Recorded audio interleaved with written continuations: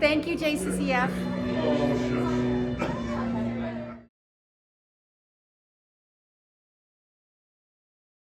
Ladies and gentlemen, the one and only Ezra Levant. Hi there. Love you.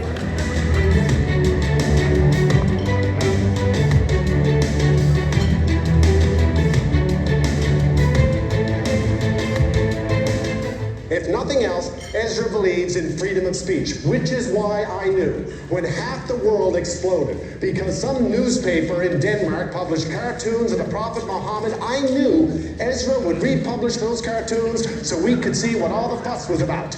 Yes, it would offend people, but I knew he'd do it anyway because that's what Ezra does. But hey, it's a free country. Well, it used to be. Since then, he spent over $100,000 defending his right to republish the cartoons. But if we're not careful, if we force the Ezras in this country to shut up, our freedom of speech could be next.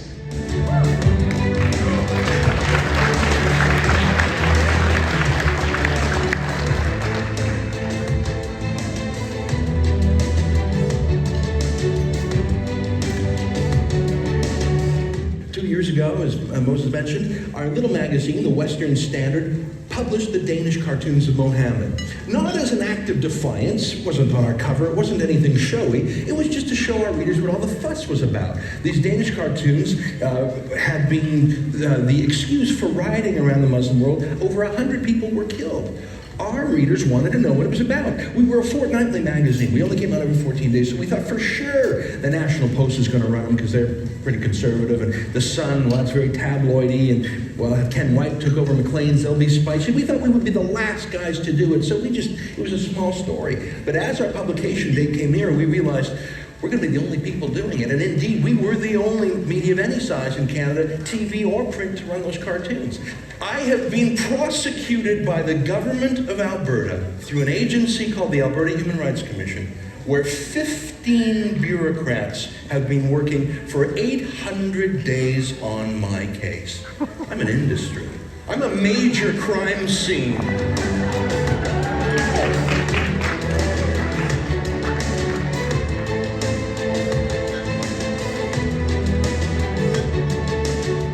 In 1982, the Canadian Charter of Rights and Freedoms guaranteed, quote, everyone has the following fundamental freedoms: freedom of conscience and religion, freedom of thought, belief, opinion, and expression, including freedom of the press and other media of communication.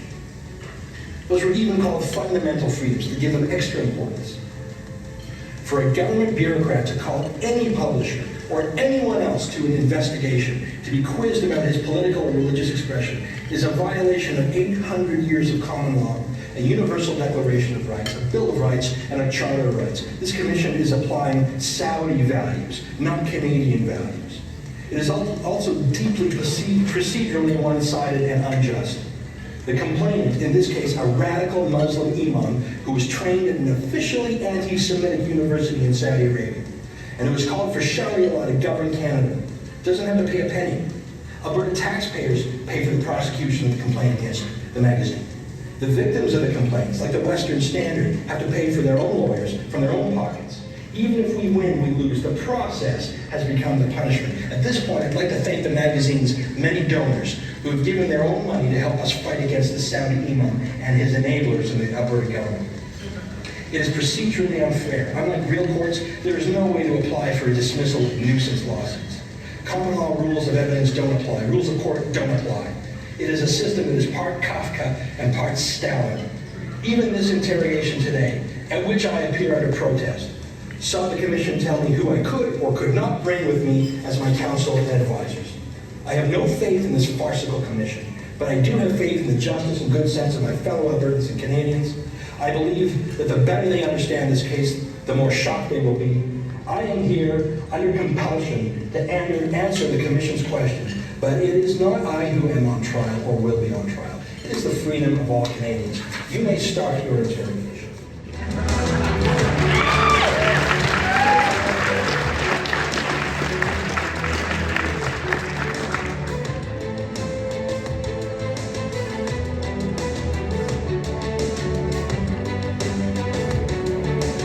This is about bending the knee and telling Justin Trudeau you're with him on political and moral issues. Last question by Capelos. I thought it was a good one. Take a look. But I just want to be clear here. Are you ruling out adding the attestation box to other government employment programs?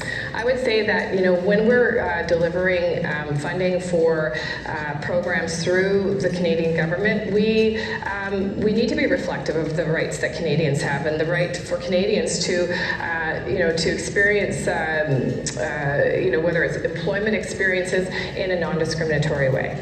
I'm sorry, that's a bigot right there. By the way, of course this will be expanded, of course it will be, and of course the Liberals think you're politically guilty until you publicly swear to the government that you're not. Isn't that creepy? It is a charter right to be a dissident, by the way. You can disagree with anything and everything the government does.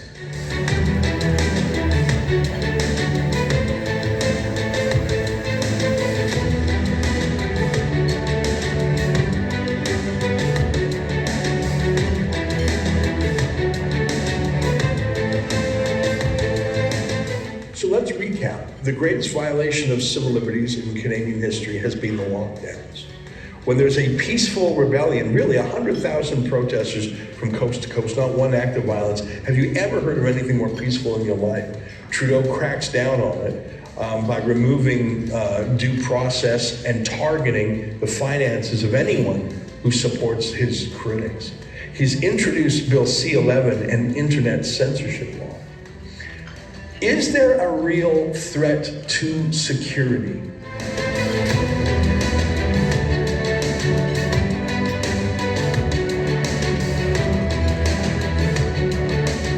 Mr. Borla, can I ask you, when did you know that the vaccines didn't stop transmission? How long did you know that without saying it publicly? Thank you very much.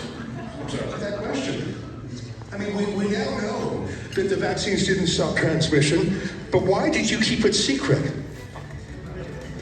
You said it was 100% effective, then 90%, then 80%, then 70%. But we now know that the vaccines do not stop transmission. Why did you keep that secret? Have a nice day. I won't have a nice day until I know the answer.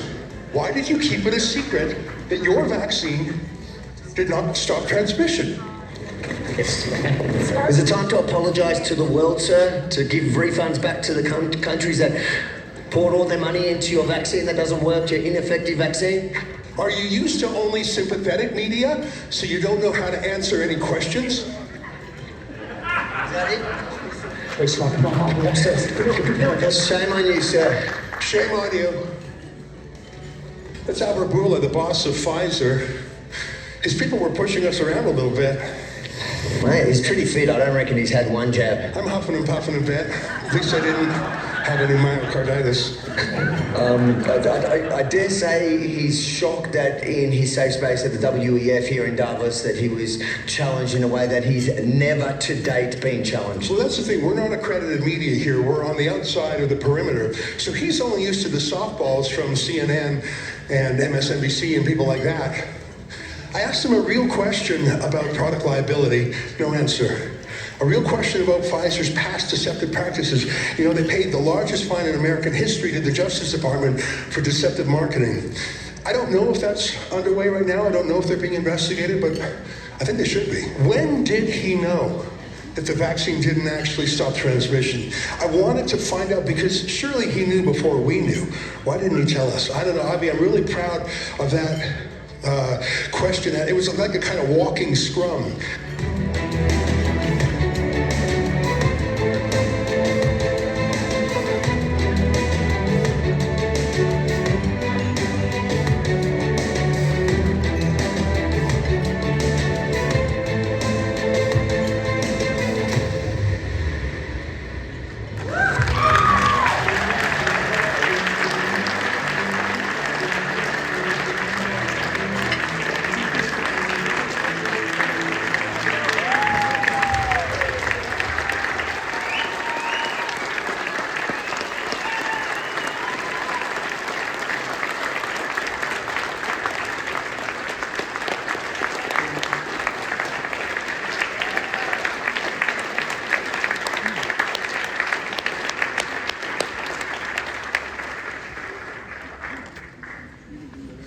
Ezra, I think you can see we're all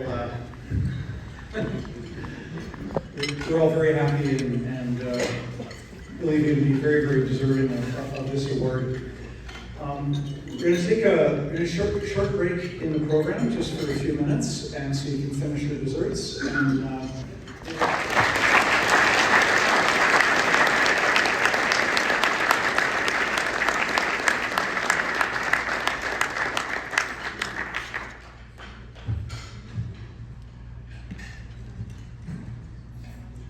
First of all, our reading glasses, it's a rite of passage for some of you, I know that. Not all of you. Anyway, isn't it wonderful to be in a whole room full of fellow warriors?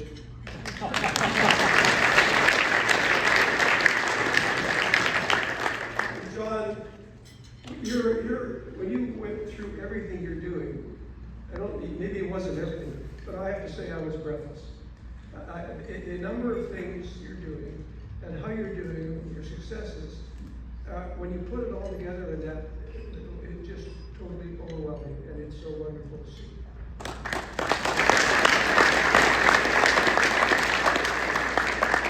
And that's why my wife Pat Trotcher and I are so proud to help support your team through the work you do. And the formation of, at the time when many thought freedoms and security were embedded in our Constitution, it's been actually under threat on many fronts, including a supposedly politically apolitical court system. Ladies and gentlemen, February 20th, 1972 was an important date in the fight for freedom in Canada. Ezra Isaac Levant was born into a Jewish family in Calgary on that day. And as we know all too well, for generations and at this very moment, Jewish people have been forced to fight for freedoms the rest of us take for granted. So it's not surprising that working against the erosion of freedoms has been a hallmark of Ezra's career. Ezra started his fight for freedom and he joined the Reform Party at the University of Calgary as a law student. He was called to the bar in 2000 and began practicing law, but soon ceased his practice after 2 years to pursue his real calling,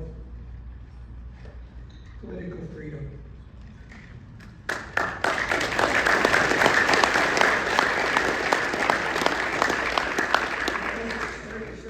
He co-founded the Western Standard and soon ran afoul of the Alberta Human Rights Commission for publishing those Muhammad magazine pictures. But he described his experience with the commission in a book called Shakedown, which was selected as the Writers' Trust Best Canadian Book of the last 25 years, Best Canadian Political Book of the last 25 years.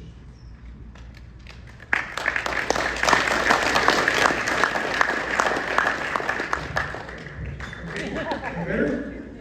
Sorry. You want me to start over? No.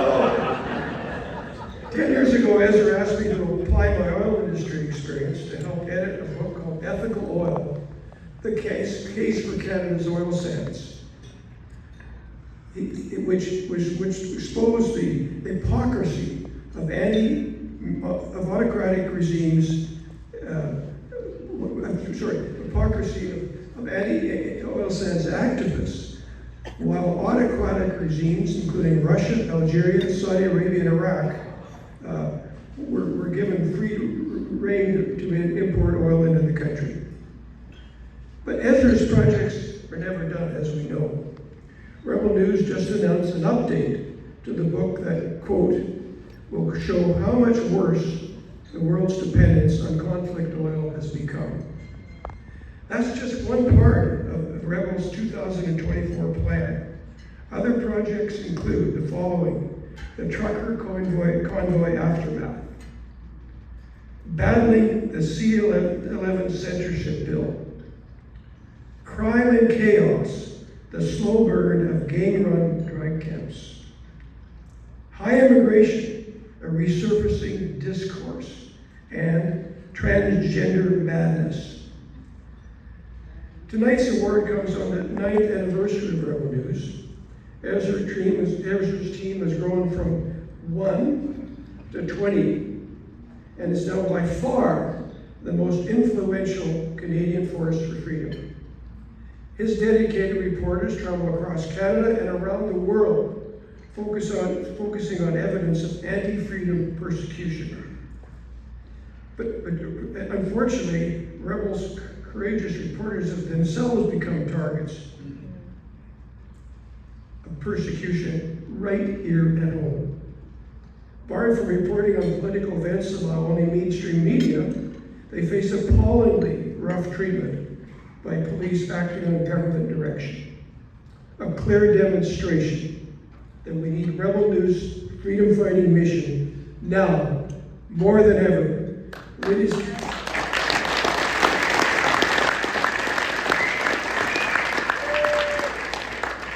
gentlemen, it's a great privilege to introduce my friend and an outstanding Canadian, Ezra Levant.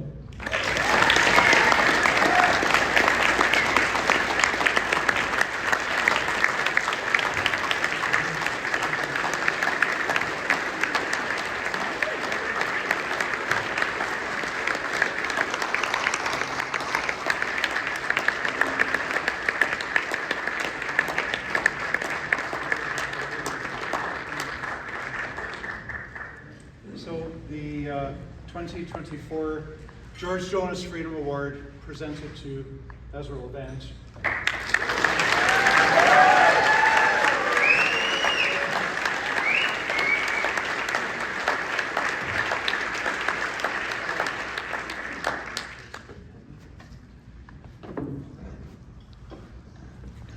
Well, thank you very much. You've been a hero of mine since I first met you in the Reform Party of Canada, about 30 plus years ago. And it takes some courage to be a reformer, to be a rebel, to be a dissident, to speak out against the dominant narrative.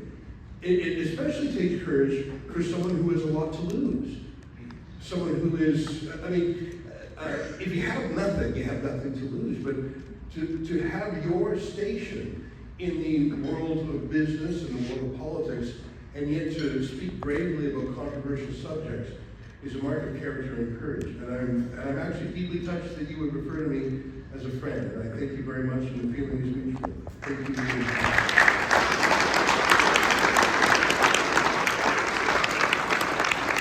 I want to say thank you to John Harpay, who has had a lonely battle, but it's not so lonely anymore. Look at this room full.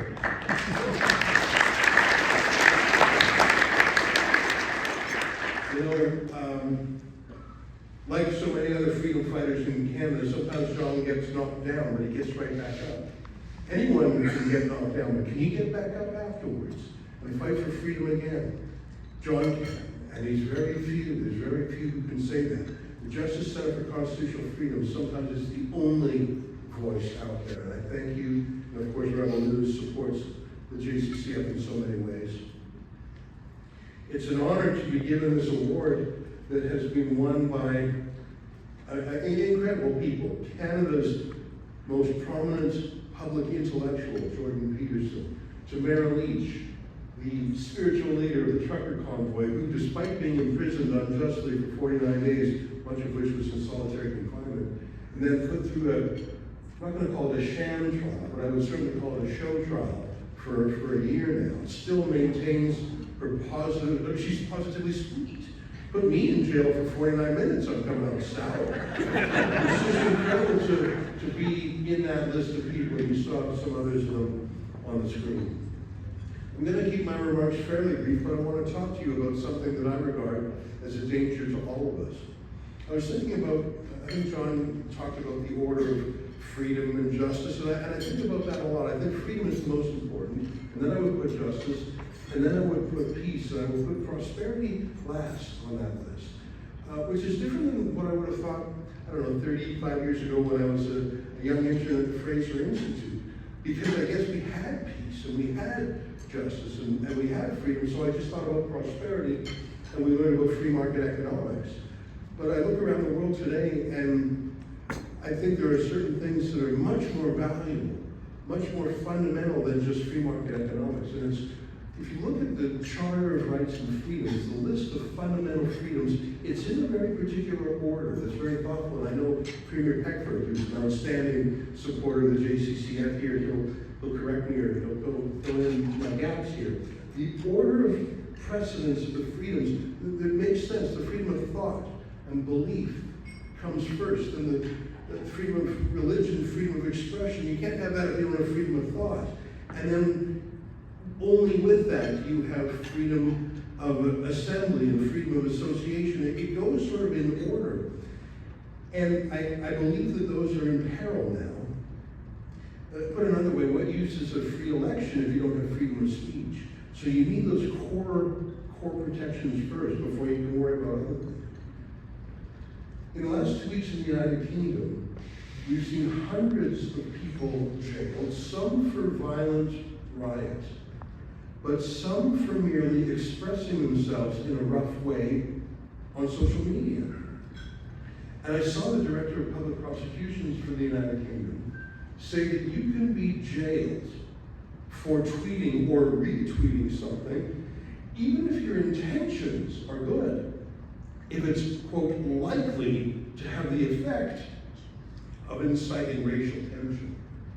What does that mean, likely to? That's a future tense crime.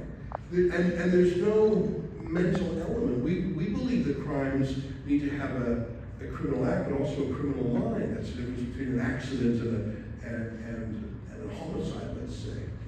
But in the United Kingdom, they are jailing people now simply for tweeting things that may cause other people to have hard feelings. It's not even a thought crime, it's a feelings crime. There was a judge in Northern Ireland who said that merely going to watch with eager curiosity a riot could get you jailed as well, but it isn't any journalist, just a curious bystander. I think shocking things are happening in the United Kingdom, but as I look at the words by the Director of Public Prosecutions, by the judges, and televising the judges meeting on these sentences, and I've never seen faster trials in my life. You know, they're arrested, tried, and jailed within hours. Within hours. I don't understand it. This from the country from whose legacy our law has emanated. This is the place where freedom of speech really was at its most robust. We inherited a system of law. To this day, British decisions they're not binding on Canada, but they're certainly are given consideration. And so I look at what's been going on in the UK. Certainly two-tier justice, which is an accusation put against Keir Starmer, that there are other, for example, pro-Hamas hate marches saying atrocious and shocking things likely to incite hatred. I don't believe that there's been a single prosecution or jailing under those offenses. So you see the two-tier nature when you have such a vague offense. But my point about this is not to talk about the UK, it's to say that everything I've just described is contained in Justin Trudeau's new bill called C-63. And so for my remaining 15 minutes, I want to tell you what's in C-63, in case you haven't looked at it. Justin Trudeau cares more about censorship than he cares about any other issue in Canada if you measure by the legislative energy he's put into it. He's had 3 bills in this parliament, in Parliament about censoring the internet. C-11, which gave him dominion over the internet. The CRTC, which used to just apply to radio and TV, under C-11, it applies to the internet as well. It was opening the door to regulation of the internet, which had therefore been free. It also gives him the power to order large internet companies like Facebook, YouTube, Instagram, etc., to alter the, quote, discoverability of any item in their search engines. So Justin Trudeau, through the CRTC, could order Google, for example, or YouTube, the second largest search engine in the world, to boost or throttle news sources that the government chooses. I wonder what they'll do to Rebel News. That's in C-11. C-18 was a law that's passed that basically grabs big tech companies, wrings them out, and apportions those funds to who Trudeau's Canada Revenue Agency deems to be a qualified Canadian journalism organization, QCJO. In Canada now, you have to apply to the government for a form of a journalism license. Yeah, you can still do journalism without that license, as we do.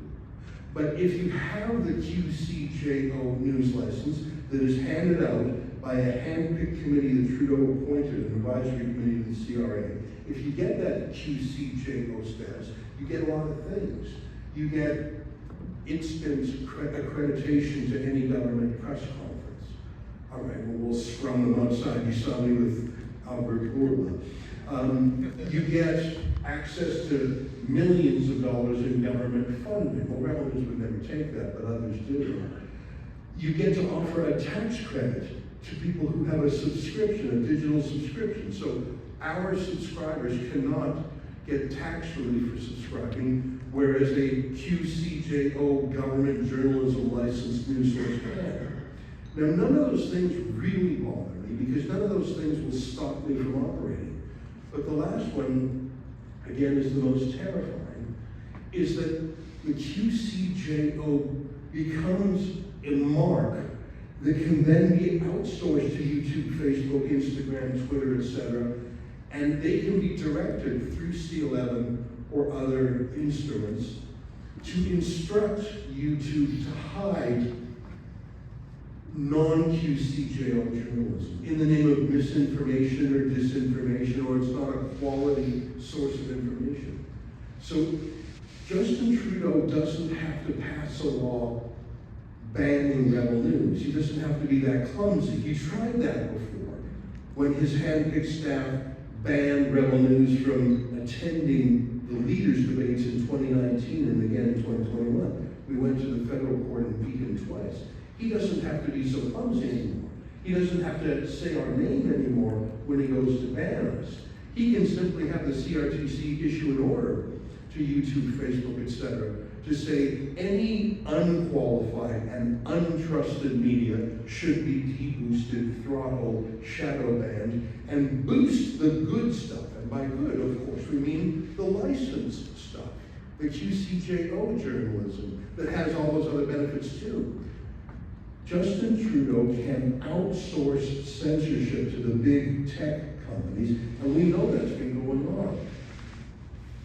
C11 gave him dominion over the internet. C18 allowed him to parcel out hundreds of millions of dollars to his favorite news outlets. But nothing comes close to C63, his new bill called the Online Harms Act. I should tell you that 3 bills, Justin Trudeau does not have 3 bills on inflation. He does not have 3 laws that he's passed on Ukraine and Russia. He does not have 3 laws on the cost of housing. The thing that animates him the most, that he cares about the most, that his legislators are attending to the most, is censorship. And C63 is astonishing. By the way, the Justice Minister, he has it in title. I was astonished to see this. I was surprised to see this. I bet you might not even know this.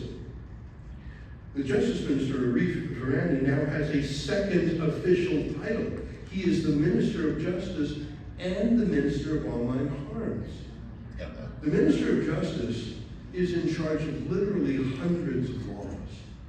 But the only law I am aware of that is now an official title that he carries, Minister of Online Harms, is a censorship law. Do you think perhaps that indicates his dedication and passion to getting censorship through? I think it certainly does. So what is this C63? Well, I know a little bit about part of it firsthand. You saw me quarreling with the Alberta Human Rights Commission when I was charged more than a dozen years ago under the Alberta Human Rights Code for publishing something, quote, likely to expose a person to hatred or contempt.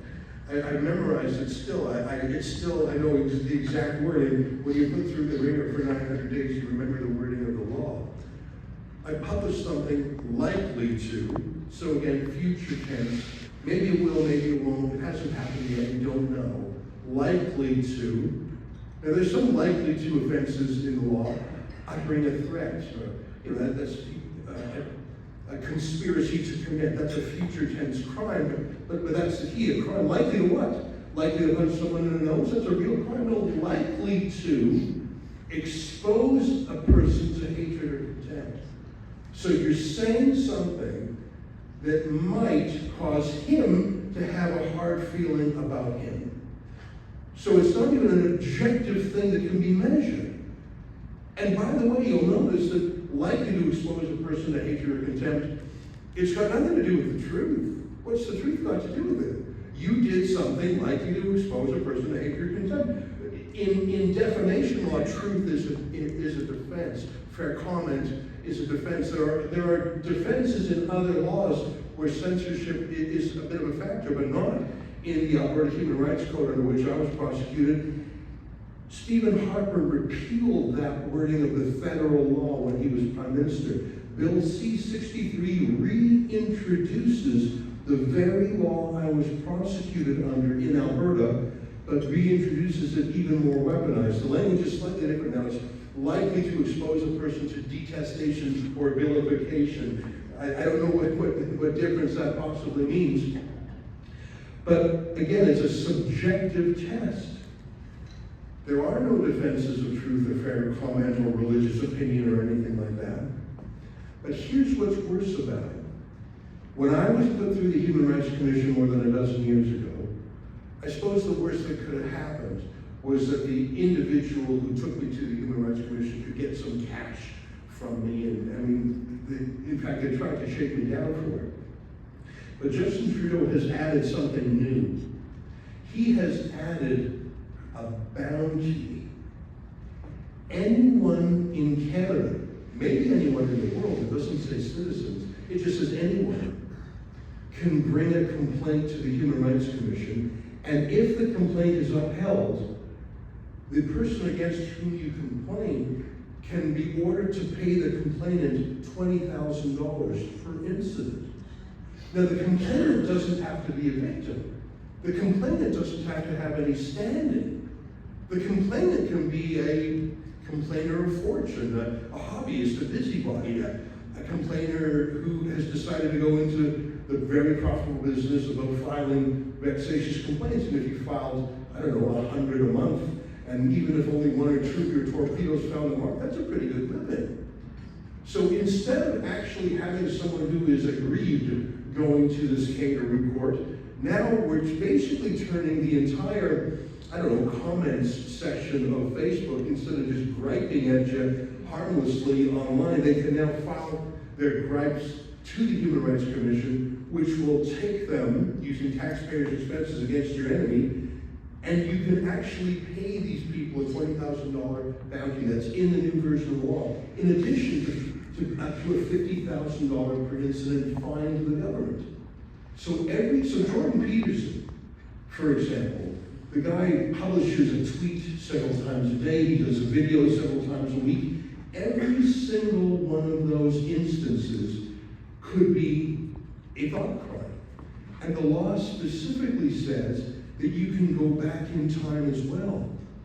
Bill C-63 specifically says if there is anything online, could be 10 years old, could be 15 years old, if you have the power to delete it today, if it's still under your control, you are liable for it, even if you wrote it when you were a kid. Bill C-63 not only pays people to file complaints, it allows people to go back through your old catalog. You can sit down and say, I'm going to take on everything that Jordan Peterson has said since he became a famous public intellectual, and I'm just going to file these by the 100, by the 1,000, why not? And you're not going to believe this, but I promise you it's true. You can look it up if you doubt me. The complainant can have their identity kept secret. You can make a secret complaint. You can give secret evidence. The ability to challenge your accuser, to face your accuser, is an ancient right. And you need to be able to say to the judge, oh, well, that's a disgruntled ex-employee, or that's an ex-wife there, or that's my rival business partner, or that's my egregious neighbor. You need to know who it is who's making a complaint against you. You need to tell the judge. You need to being able to face and name your accuser is an essential part of the law. Even in mafia trials, the mafia have the right to look in the eye of the accuser, however terrifying that is, but not under C-63.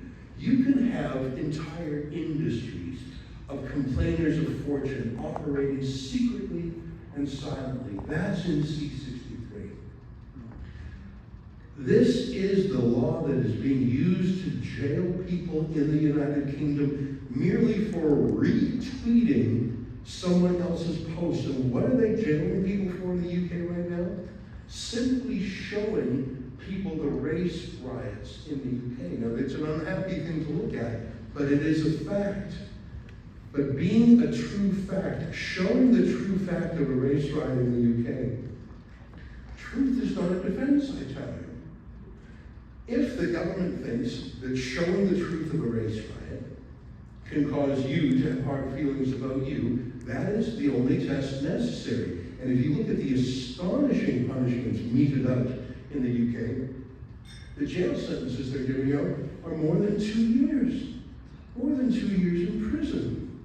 This is being cheered on by the bulk of the media. And by the way, you can't put this all at the foot of the Labour Party. They've only been in office since they won the election on July 4th. For the 14 years preceding that, the United Kingdom was ruled by a Conservative Party. The United Kingdom, from which we inherited so many of our liberties, including from the Magna Carta, is going the way of tyranny. If this were happening in Vladimir Putin's Russia, we would squawk about it.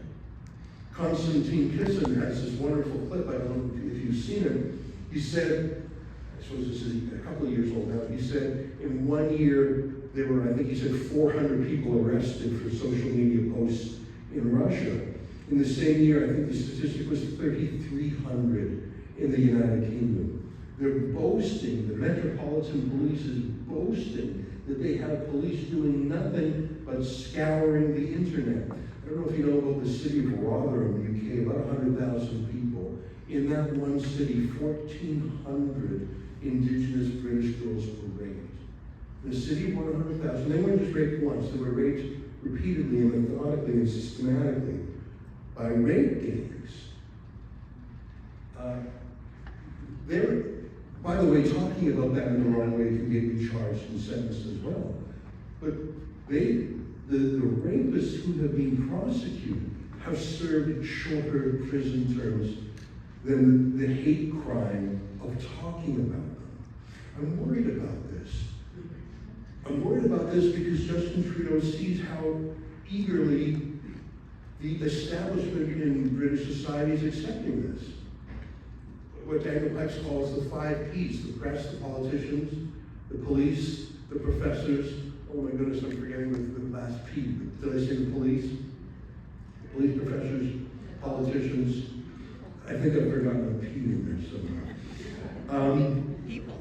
The establishment, the entire establishment, all the authority. I haven't seen a I certainly haven't seen the Tory opposition in the UK stand up to this. In Canada, the C-63, I noticed that it was introduced right after Justin Trudeau solidified his coalition with Jagmeet Singh. He waited until it was strong and revived before announcing online contact. And the Bloc Québécois supports it as well.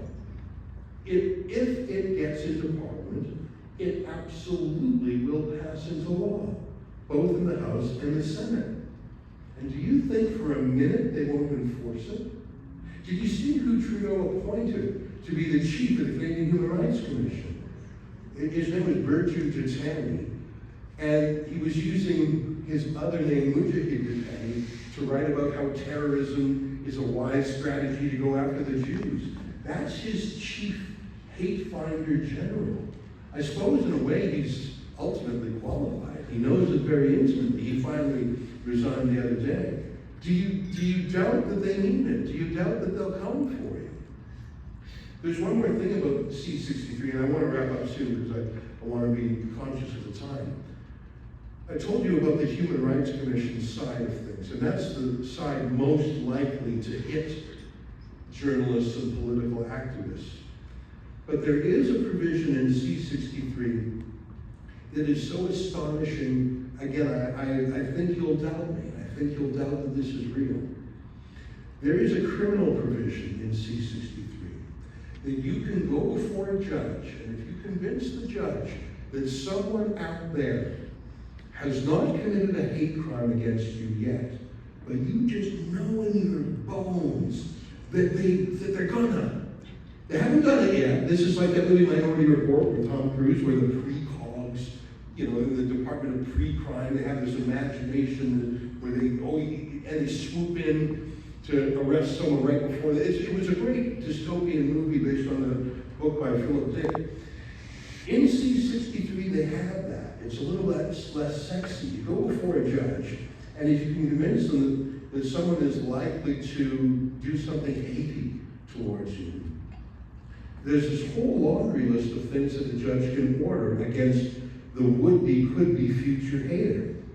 House arrest, a list of people that cannot be contacted, a list of places that cannot be gone to, no alcohol, no drugs, and to back that up, blood and urine tests, no firearms, an ankle bracelet. This is all listed in there, not for a violent crime, not for a crime of violence, but for the crime of hate. What? Hate is a normal human emotion. If you never feel hate, you don't have a normal, healthy personality. The challenge of being a grown-up and not a 2-year-old is if you hate something, not to act out violently, to transmogrify that feeling of hate into something positive. Build a skyscraper with that feeling. Campaign for political change with that feeling. You can't stop people from hating just by telling them not to hate. That's like telling your wife you're arguing with, oh, just calm down. I don't think that works. I don't think that works. I think that makes things less calm. Just stop being so hating. The thing about hate is it often comes from an underlying feeling of grievance. And maybe the grievance is not well-founded, and maybe the grievance is exaggerated. But unless you deal with the underlying grievance, or at least allow someone to talk about their grievance, you are not going to deal with the hate any more than passing the Love Each Other Act would command people to love. That's not how people work. And I think one of the purposes of the crackdown in the United Kingdom is to get people so afraid of speaking out and so afraid of expressing their grievances that they stop tweeting, that they stop talking about it. But I saw a poll just 2 days ago in the United Kingdom that fully 35% of Brits now think that violence and riot is on the table as a legitimate way to respond to issues in the UK like mass immigration. That is a terrible thing, that a third of Brits believe in violence, according to this poll, if you trust this poll. And that is because they see that the political class, rather than paying attention to their grievances, labels them fascist far-right haters and prosecutes them and jails them with a speed and a zeal that they've never seen before in the crime wave in the UK, including the mass rapes. And the thing is, if you shut people up, if you say you can't vent peacefully with your words, well, that was a pressure valve, that was a release. And if you tell people they can't speak up, they can't even retweet an image, well, maybe they will, unfortunately, head towards violence. I'm worried about C-63 because every single thing Justin Trudeau has done in his 9 years as Prime Minister tells me he's absolutely dead serious about censorship. I'm worried about C-63 because I've seen how he has weaponized any other instruments that he has to silence people, including sometimes against rebel news. And I'm most worried about C-63 because I see how the establishment in the United Kingdom is completely fine with it. And I fear that in Canada they would be too. I ask you to remember that in the days after the Emergencies Act was invoked in Canada, the chief response from the Commentary Act was, why aren't you going harder? Why aren't you going farther? Why aren't you arresting more? Why aren't you seizing more bank accounts? I challenge you to look at the newspaper columnists in the days after it and There were a few calls to put on the brakes, but there were many more calls to step on the gas. When I was charged with violating the law for republishing the Danish cartoons of Mohammed over almost 2 decades ago now, a pollster named Compass did a survey of working journalists. So it wasn't even a poll. He called up actual working journalists. And 70% of working journalists back in 2008 agreed that not only should I have had my right to publish those Danish cartoons of Mohammed, but that indeed every media outlet in Canada should have published them as well, to normalize publishing them. 70% of journalists said that. Do you doubt that if that poll were done today, 70% of journalists would say, hang the witch?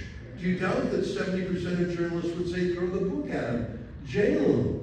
We've seen that kind of talk even in recent months. I've used up all my time, so I'm going to wrap up and say this. History is not destined to get better. We've had an anomaly over the generations, that things get better and better. We've had an anomaly of peace and prosperity and freedom. And I think it's, well, as the Yeats poem says, things fall apart. The center cannot hold. Mere anarchy is loosed upon the world. And then the most terrifying part of that poem, if you know it, it's called The Second Coming. The best lack all conviction, while the worst are full of passionate intensity. And it is my honor to stand with people who are the best and who are full of passionate intensity for freedom. We need more people like John Carpe and the Justice Center, and I hope everyone in this room will stand and fight for freedom in the months and years to come. Thank you for your time.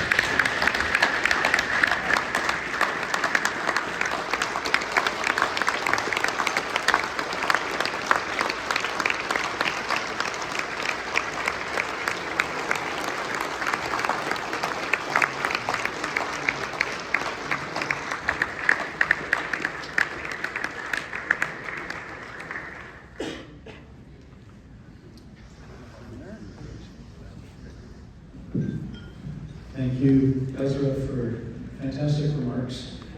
C-63 is an issue of concern to the Justice Center as well.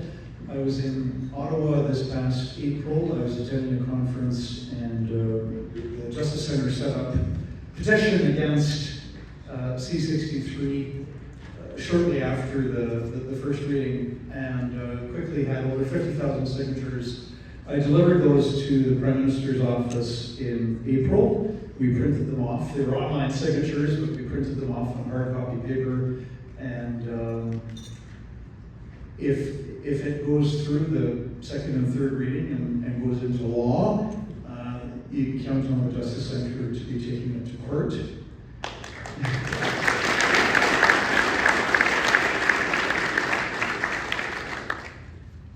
So we've got a few minutes.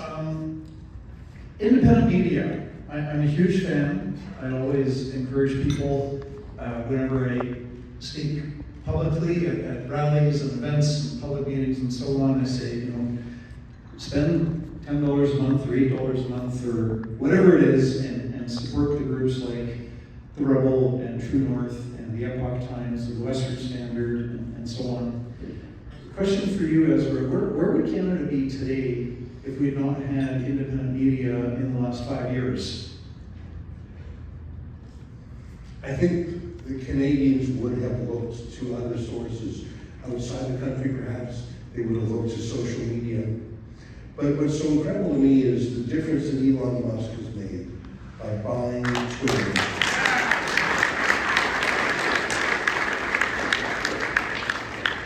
And reviving a number of important Twitter accounts that were canceled just for political reasons.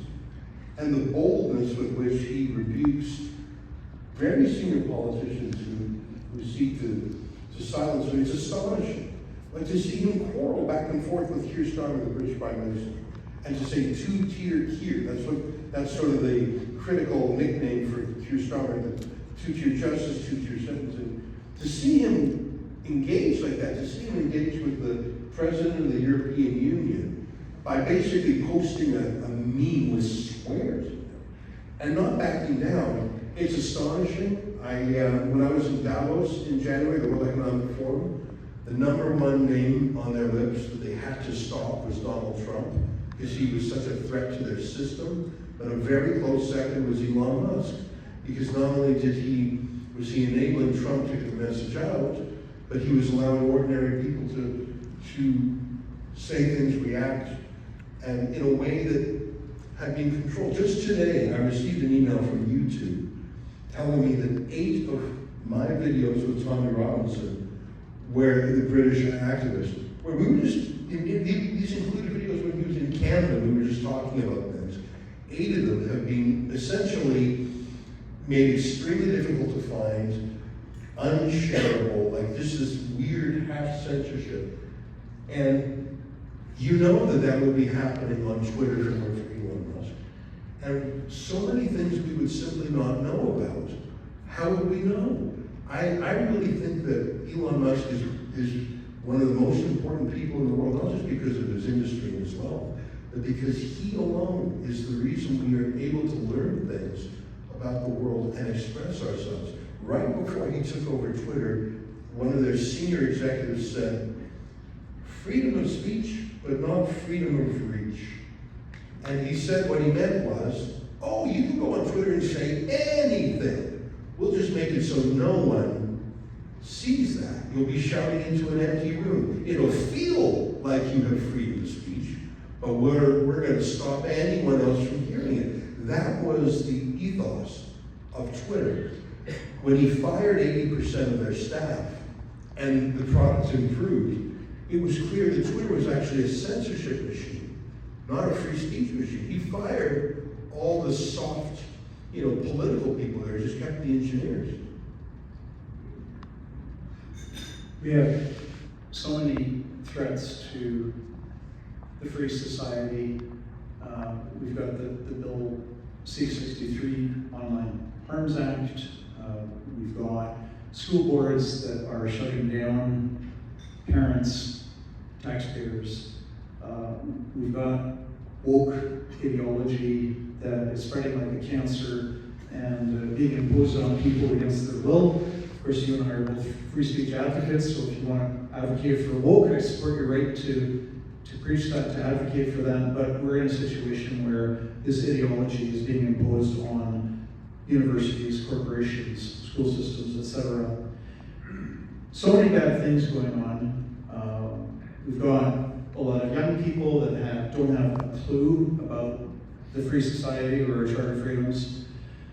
What gives you hope? What keeps you going? Because you and I and everybody in this, we could all give up and quit because we could get so discouraged about some very real, very serious problems. What keeps you going? What motivates you to keep on fighting? Well, I'll give you one example. When I get off of Twitter and go into the real world, when I go out onto the street, and when I encounter people, not just in Canada, but literally around the world, who recognize me and walk up to me and tell me something that we've done that was meaningful to them. I was in Geneva a couple of months ago for the pandemic treaty, and I just encountered someone just on the shore who wanted to talk to me about that outward world interview. Just anywhere in the world I go. And it means I have to be on my best behavior wherever I can. I can't pick my nose or something. There's always someone watching me. But I was in Ireland I went to Ireland for the first time a few months ago. I had never been there. We've never done any stories about Ireland before. And I tell you, 30 people came up to us over the course of a couple of days to talk about stories we had done that thematically were important to them. I couldn't believe it. I had no connection to Ireland whatsoever. And so the fact that you would think, judging by my Twitter feed, that stepping out of my house is a torrent of hatred. But I have to tell you, I've got some kids that are a little bit older now, but when we would just go for a walk, they didn't understand who their dad was. They thought I was some sort of like it was just positive. They just got a real chuckle about how positive it was. You would like I would think if Twitter were real life that they would be shamed and they would be embarrassed. It was sort of the opposite. Only now do they realize who their dad is. They thought I was some sort of rock star.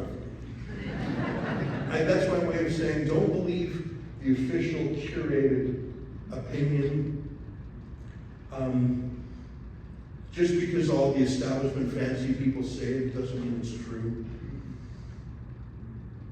I don't know if that's a real answer to your question, but it actually is very true. When I go, I mean, this is a gathering of people who are freedom-oriented, so I'm going to feel at home here.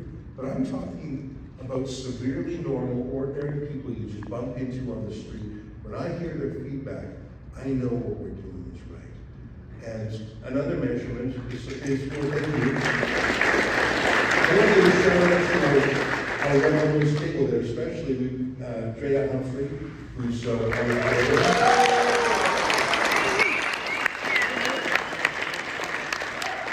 Everyone stand up and give us a quick wave, isn't she?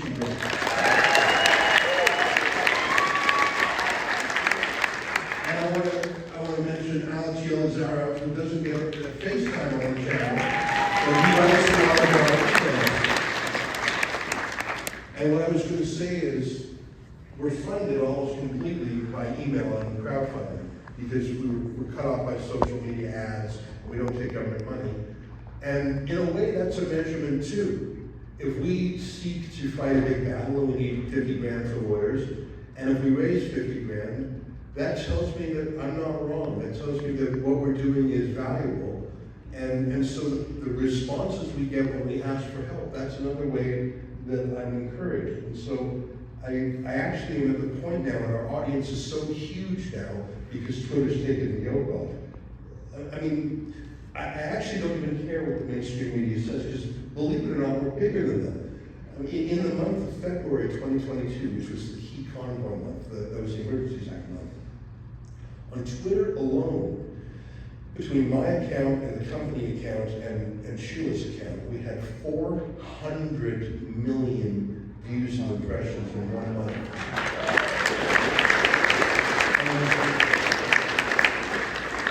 And the CBC says that on any average month, they have 360 million. It might have been bigger that month for them too.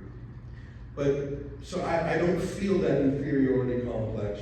I don't absorb and internalize the hate from the mainstream media, and literally every week another mainstream media outlet closes. And I don't have schadenfreude over it. I'm not gleeful when they're fired, even though they were gleeful when the Alberta Report shut down, when Sun News Network shut down. I don't feel that towards them. I don't even care. I don't even think about them that much.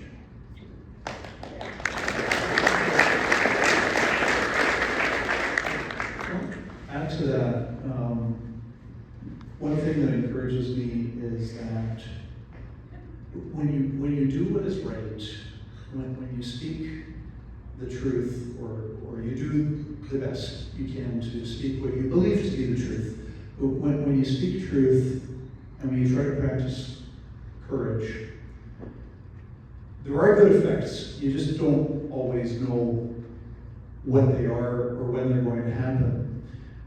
I was very fortunate to be able to travel in the mid-80s, 1984.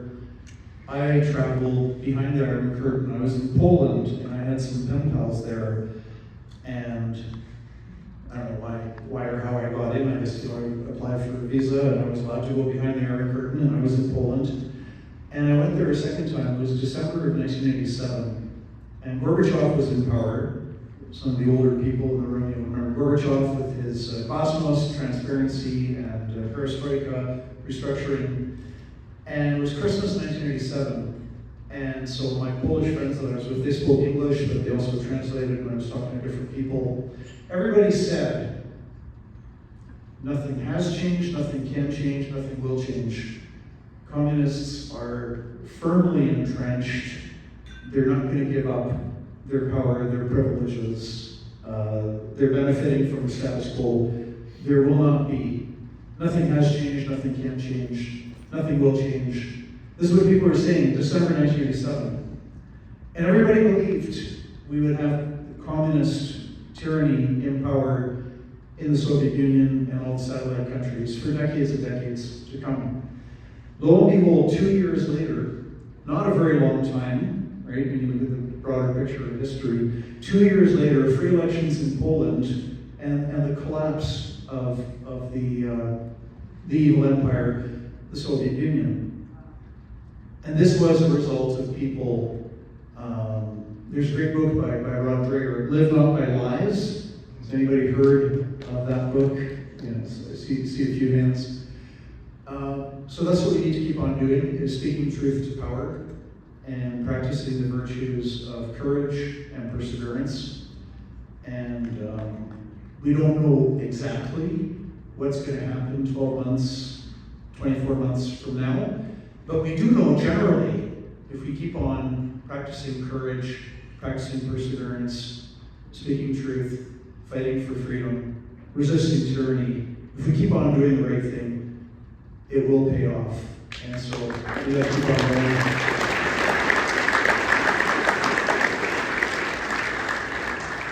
Final word to you. What advice do you have for everybody in the room tonight in terms of what people can do to fight for the free society, and whatever other closing comments you want to make, and then I'll have a brief closing announcement. So the floor is yours. Well, what was it that the Polish Pope, John Paul II, said when he finally went to Warsaw for his million-person mass? It was really the spark to throw off the yoke of the Soviets. He said, "Be not afraid." Now, easier said than done, but if you make the decision not to be afraid, I think that's the first step. Let me tell you about something that we talked about at Rebel News maybe 10 times during the lockdown, and Alex will remember this. And I played a little video for everybody in the office. Has anyone here heard of the Ash conformity test?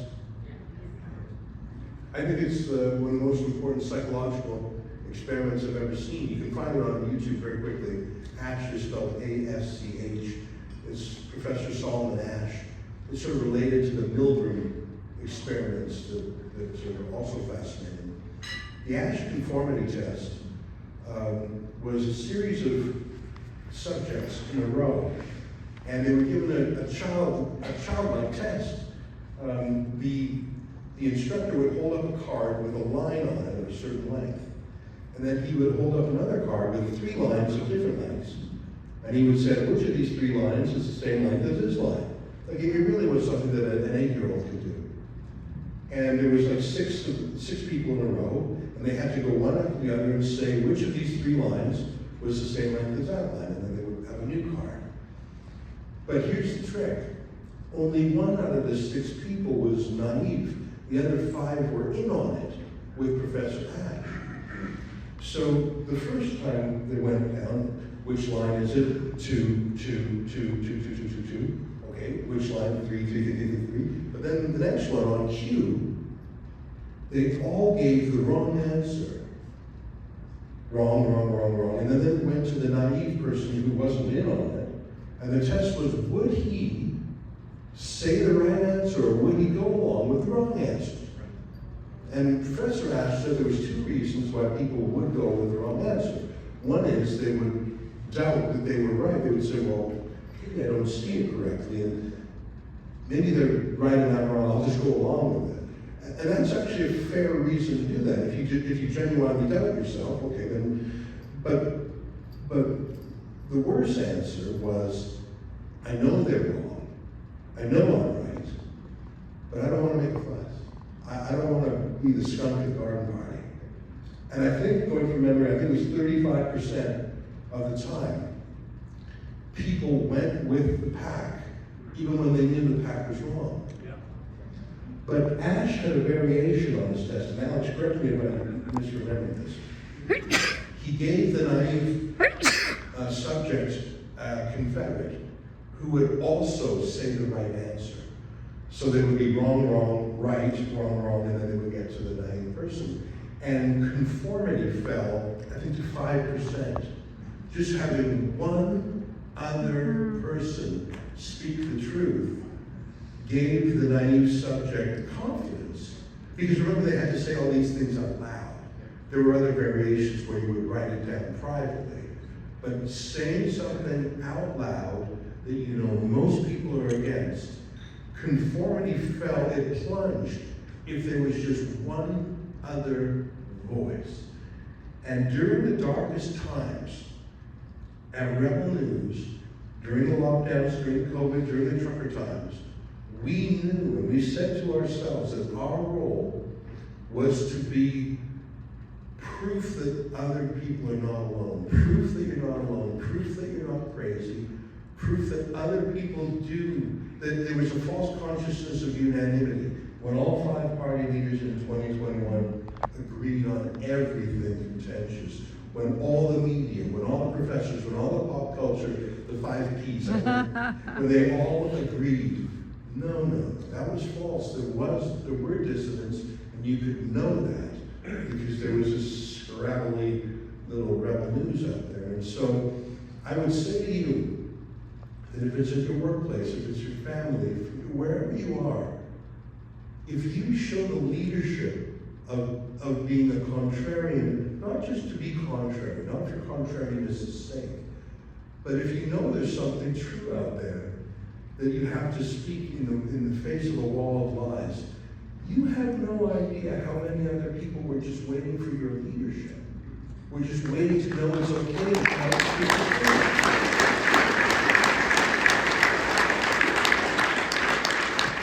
And John was one of the very first voices to express skepticism of the lockdowns and the forced nature of that time. It was the hardest time to be the first, but that's the most important time. Anyways, I've talked far too much tonight, but thank you for your hospitality.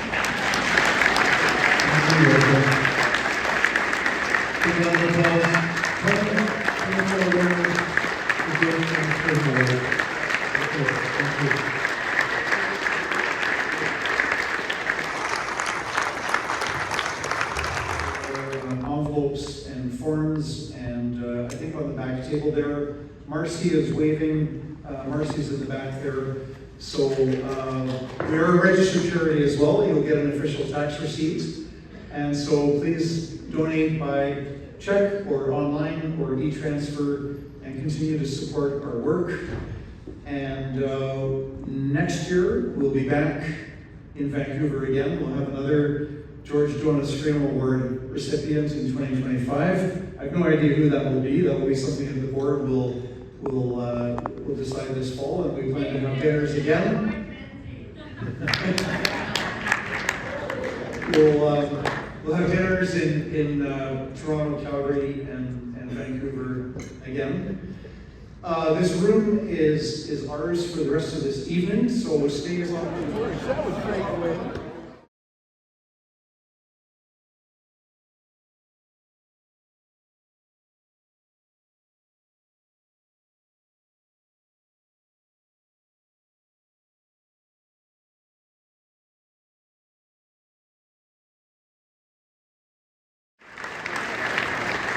Unfortunately, couldn't make it.